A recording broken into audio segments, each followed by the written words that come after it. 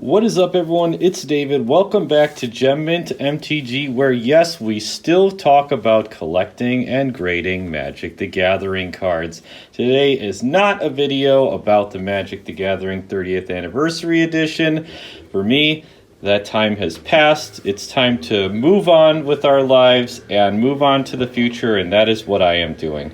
I am still buying cards, I'm still grading cards, and I will always be collecting Magic the Gathering. So to everybody who said that I was paper hand folding, selling all of my cards, and panic selling and all of that crap, it is not true. I am still buying.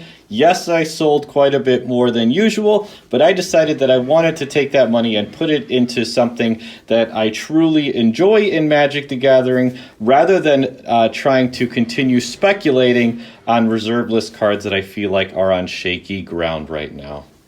So today I'm going to talk about cards that I have purchased recently since the 30th edition announcement. I'm going to go through the cards, talk to you about why I bought them. I'll tell you what I bought them for, and I'll just kind of give my general overview of the market now that the dust has settled. So let's get into these cards, getting started off here with this absolutely beautiful set of Tempest medallions. So if you've watched this channel for a while, I mentioned that I wanted to get an entire graded set of the Tempest medallions. I think they're absolutely beautiful. I think the artwork is really iconic. They're not reserve list cards, not that that means shit these days, but they are awesome nonetheless. So I started off my collection with this Sapphire medallion, which I did grade myself. I have another one that got a 9. I submitted 2 of them. This one got a 9.5. The Jet medallion and the Emerald medallion I purchased from somebody off of the graded Facebook group.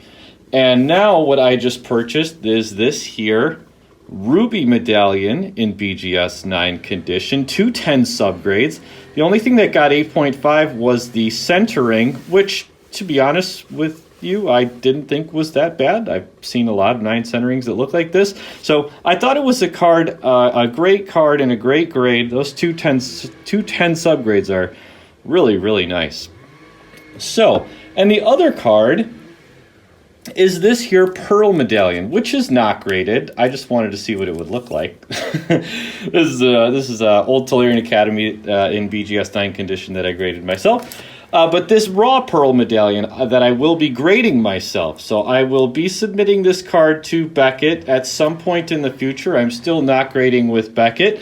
I'm going to be grading elsewhere, but when I'm back to grading with Beckett to complete this set of Beckett graded medallions, I will be submitting this Pearl medallion that I purchased off of eBay. This card was listed as Gem Mint condition, and I was able to view the photographs of the card before I purchased it, and it did look very, very nice, and upon examination, I felt like this card was worth grading. There's a couple surface things that weren't visible in the photos, but I feel like overall, given the centering, corners, and edges, this card has a chance to get a 9, possibly a 9.5, but if I had to put my money on it, I would say it will get a 9. So at some point, I will submit this Pearl medallion, and that will complete the set of the 5 Tempest medallions. Absolutely awesome. I love stuff like this. I love collecting sets of stuff, and I thought like this was a cool representation of one of the things that I like to collect a set of. So that's the first cards to go over. So the cards purchased were the Ruby medallion and the Pearl medallion. Next up, we have another card that I purchased off of eBay, and it is an absolutely beautiful Alpha Island in 9 Quad Plus condition. I have talked about it before, but for anybody who's new here, I absolutely love islands. They're like my favorite. My favorite card is just a basic island from Alpha, Beta, Unlimited. I absolutely love the artwork, the aesthetic, the history. I absolutely love these cards, and I wanted to have an alpha version of the islands. I have beta, I have unlimited, I have actually a summer edition island as well, but I wanted to have an alpha, and the V1 version of the island came up for auction in 9 quad plus condition, and I just thought it was an awesome buy. And I got this card for about 120 or so, which I think for a mint condition island is actually pretty good, considering the fact that it's graded and how hard it is to grade these days and how much it costs. You know, when you think about the grading fee, it's like buying the island for like $60, $70, submitting it for $50 and getting a 9 quad plus. I would be happy with that, and basically, I don't even have to go through any of that hassle. I purchased the card already graded, and it's absolutely beautiful. This artwork is just so incredible. It's just one of those things I never get sick of looking at this island. Or the V2. I love the V2 as well. I go back and forth on which one is my favorite, but today, it's this one. Moving on to, here we go. Here's the true Timmy and me. A bunch of crappy old reserved list cards that nobody cares about anymore. Look at these. Do you remember these from last year? Everybody was speculating and talking about cards like this, and then everybody forgot about them. Liege of the Hollows, these were going for a ton. Well of Knowledge was up to like 10, 15, 20 bucks or something. Hidden Path was going crazy because that card, Yavimaya, the Cradle of Growth, and then 2022 happened, everything went to crap, and all these cards have been crashing, and I picked up all 5 of these for a total of about 20 bucks shipped to me. So it was one of those things. What is the risk here? I love these cards. I like cards like this. I think it's going to be a while before they get reprinted, and sometimes the true Timmy and me just strikes, and I see cards like this and I pick them up still. So there's another Willow Priestess for the collection. I have well over 100 of those. A couple Hidden Paths. I probably have about a dozen of those. Liege of the Hollows and Well of Knowledge. I might have a couple of those, but this was mostly just a cool cards at a good price that I decided to pick up for the old collection. Next up, we have this here, which I wanted to show everybody. This is kind of interesting. This is a graded card, and it actually got authenticated by eBay. So eBay actually authenticates graded cards, which I did not know about, but that's why this took a little longer to get here. But take a look at this. See, eBay authenticity guarantee.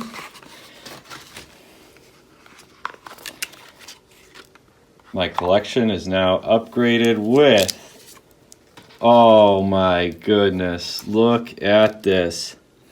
BGS 9.5 Gem Mint Time Spiral from Urza's Saga. This is one of the reserve list powerhouses of the Silver Age. I already have a couple of these graded. One of them is a PSA 9. And one is BGS 8.5, and I always wanted to upgrade my collection and get a BGS 9.5. This to me is one of the most iconic cards of the Silver Age, particularly the Urza's Saga block, just up there with Gaia's Cradle, Sarah's Sanctum, Tolarian Academy, all that stuff. This card is just an absolute powerhouse and a really stunning piece of Magic art, Magic history, and I just thought it was so cool. I picked this up for about $400, which I thought was a great deal. I'm still bullish on cards like this.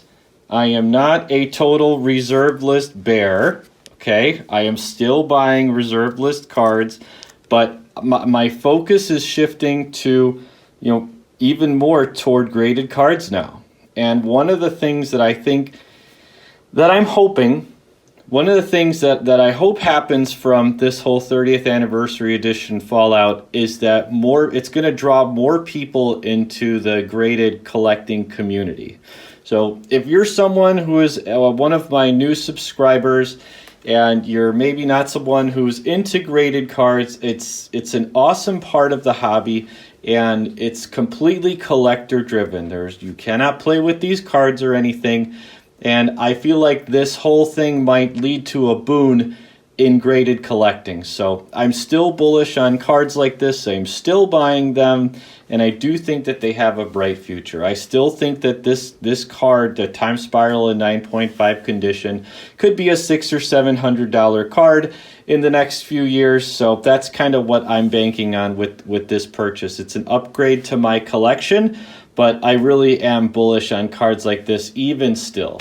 I still think that there's a good future, particularly for high-grade reserve list cards. So that is the story of this time spiral. Absolutely beautiful. Got a nice variety here. We got some, yeah. So maybe I should leave this on here. I don't know. It's just void if damaged, but whatever. So yeah, this got authenticated by eBay. So yeah, pretty cool combination of stuff here. We got some Tempest stuff with the medallions, some really vintage stuff with the Alpha Island, a bunch of crappy reserve list cards that nobody cares about, and a BGS 9.5 time spiral. And I've got just a couple more things. Let me go grab those. Need to make some space for this one. Okay, so this is going to be completely out of left field, both for you and me, because I have never purchased something like this before, but it was kind of a spur-of-the-moment buy, and I'll tell you all why I got it. So no way to introduce this without just busting it out. Look at this. This is a CGC 9.6 copy of Magic the Gathering Shadow Mage issue number 1, the original Magic the Gathering comic book. How cool is this? These were released way back in the day to kind of supplement Magic the Gathering's lore.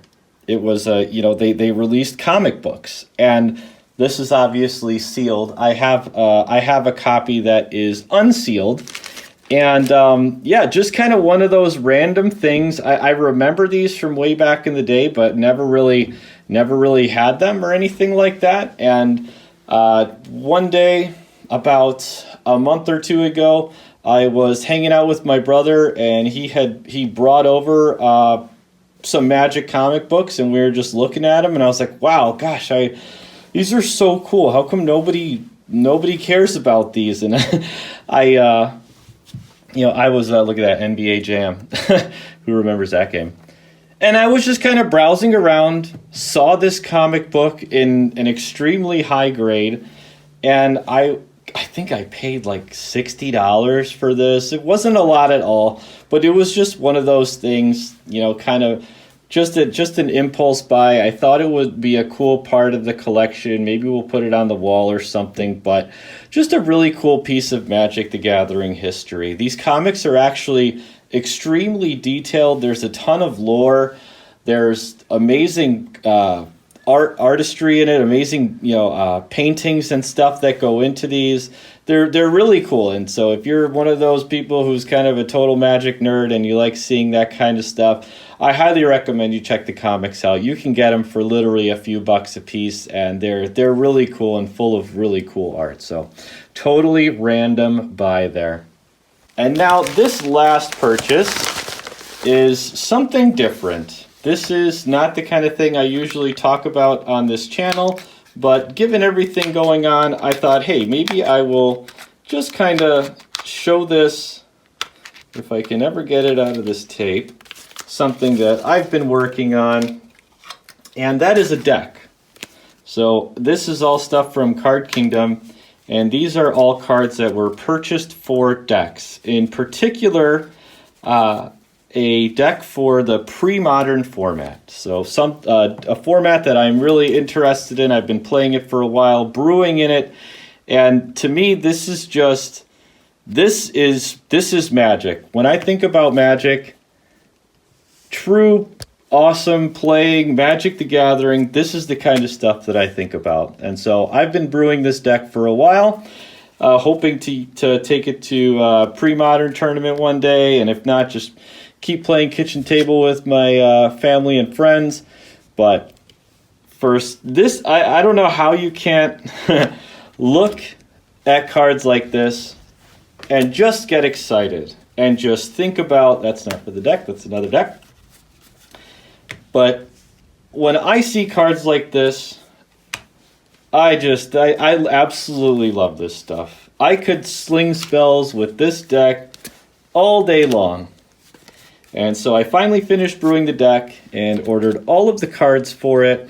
All nice, old bordered, old school red-green stompy deck. There's 3 original Ice Age Karplus Forests. I have the other one in one of my binders. I have to go find it. Some sideboard cards, Sky Shroud Warbeast, Sky Shroud Elite, Naturalizes for the sideboard, and some Blastoderms, and some Attendalions for the sideboard, and the Lavaborn Muse, that's for another deck. So, take a look at this. If you're an old school Magic player or you've been around for a while, I mean, does this not just make you happy and excited seeing a deck like this laid out? Does this not? Don't you want to just shuffle this thing up and play some Magic? It does for me. I still absolutely love this game, and I don't want anyone to get the wrong idea about the videos that I made. I absolutely love this game. I am a player. I am a collector. I always will be. No matter what Wizards of the Coast does, I will still always love this game. I'll always be in this game. And stuff like this really gets me excited. This is probably $20 worth of cards, you know, really nothing compared to something like a 9.5 times Spiral. But you know what? This to me is what Magic is all about. It's about brewing. It's about unique decks in fun formats that you can play with your family or friends and just have a great time. Collecting is fun too, and I love playing as well. And so I thought it would be kind of cool to showcase this deck. This is pretty much the whole deck. There's some stuff that I already have that I didn't need to order, a couple of the creatures that are in the deck, but for the most part, you get the idea. It's a red-green, low to the ground, burn. They'll have additional lightning bolts, a couple other cards.